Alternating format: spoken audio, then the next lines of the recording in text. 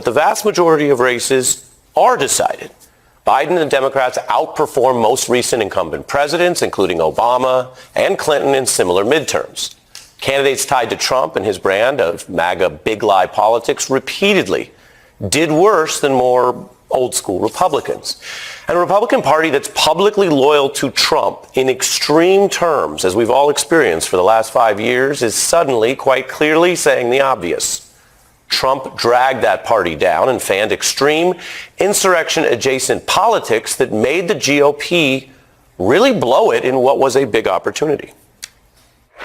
Part of the problem, I don't think there's any question in my mind, that hurt Republicans all over, is Donald Trump. Some were also knuckleheads with strange beliefs and closets full of problems.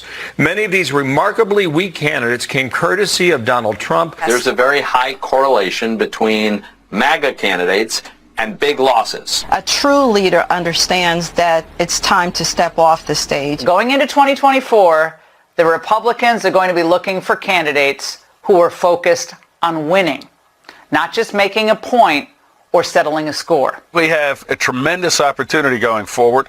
Donald Trump should not be a part of that. I just wish he would ride off into the sunset.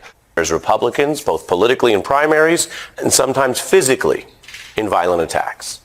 But this scathing rebuke now, I can tell you as of Friday night, maybe not true Tuesday, maybe it was still being figured out Wednesday, but by tonight, it has conservatives publicly and directly absorbing and echoing the voters' clear rejection of Trumpism this week. And that goes from Fox hosts to veteran party leaders like Paul Ryan and Newt Gingrich. If the voters conclude that you're putting your own ego or your own grudges ahead of what's good for the country, they're going to look elsewhere, period. Governor DeSantis is the biggest single winner of the night, and he will almost certainly become the rallying point for everybody in the Republican Party who wants to move beyond President Trump. I mean, I think Trump's kind of a drag on our ticket. I think Donald Trump gives us problems politically. Trump needs to take a good look in the mirror. Online, they're talking about Trump never being weaker than he is right now, and Fox is one part of a larger media empire run by Rupert Murdoch that is dragging Trump this week in its papers, the popular tabloid, the New York Post, with a cover absolutely defenestrating Donald Trump as Trumpty Dumpty with a great fall. It also notes today's toxic Trump has proven to be the most profound vote repellent in modern American history. That's Fox and the tabloids, and that's their sort of populist message that they aim at their daily viewers. CEO and heavyweight donor is discussing this week. Trump is the Republican Party's biggest loser, it blares, saying he now has a perfect record of electoral defeat and has led Republicans into one fiasco after another. The same paper's Reagan alum, Peggy Noonan, slams Trump's epic loss as a poison of his own movement. And Trump's aides know this is a problem right now. They're trying to push him to get out of what is an increasingly harsh spotlight, even if that's a kind of a tactical move. Instantly iconic. Right here you have the New Yorker with just a really eye-catching cover. That cartoon beached Republican elephant looking shook because there's no wave for his red surfboard. Here's a question. If Trump was the loser of the 2018 midterms, and the loser of the 2020 election, which had record turnout, does standing next to him this week in this election make new Republican candidates look more like mainstream winners or more like unpopular, extreme Trumpy losers? That's a question. The voters answer these kind of questions. Pennsylvania is a state where moderate Republicans can win. But Trump-style TV candidate Dr. Oz, did he do better by sucking up to Trump and stumping with him on this final weekend? No. He joins Trump as the loser of another election. Same in the relatively independent, moderate New Hampshire, where you see Don Bolduc lost after tying himself to not only Trump, but fixating on obscure lies about the last election. A lot of New Hampshire voters who swing back between the parties felt that if this guy was obsessed with relitigating 2020 and pushing lies about it, maybe he wasn't really focused on things they care about. Or go over to Michigan. Similar story there. Many of the election deniers who, again, were just echoing Donald Trump's conspiracy theories from 2020. I mean, it's not even a conservative view, give or take. It's just trying to help his weird ego. A lot of them lost. And the opponents to the MAGA strategy say the Republicans, they blanked it up. Then you have Georgia headed to the second runoff. This is a state where Trump's involvement led Republicans to lose the presidential cycle and a Senate race last cycle.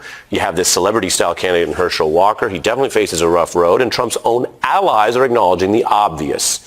His presence as a candidate makes losses probably more likely in Georgia. You don't have to be an expert on people who want to stay in Trump's good favor and how they talk to understand that there are a lot of word salad there for the fundamental advice. You're unpopular. Please stay out of Georgia while people are still voting. And you had there, what I just listed, one of Trump's most loyal aides acknowledging those facts in that, because he's even less popular than a traditional Republican. I'm not telling you whether this is good or bad. I'm telling you more Americans think it's good because he's unpopular. But I'll just show you the numbers. Voters preferred Clinton over Trump by over 2.9 million votes in 2016. The Electoral College saved him. Within 2 years, Trump was losing what was an actual wave election, unlike this week, Democrats taking 40 seats in the 2018 midterms blue wave. So he lost there. In 2020, as you know, he was, of course, ousted as one of the few presidents to lose the total vote 2 elections in a row. The losing gap there only growing from the 2.9 million you see up top to a whopping 7 million people. That's 7 million more voters who went for Biden and against Trump in our still, yes, sometimes divided nation.